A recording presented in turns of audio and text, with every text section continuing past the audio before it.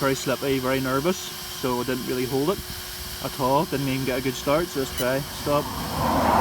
Start. Wow. Wow. And that wasn't even a full pull. That's the same gearing that does 127 mph 3-4 times in a row, and I didn't even get a good pull there at all. Too hesitant, too slippy, the salt in the roads. Great job.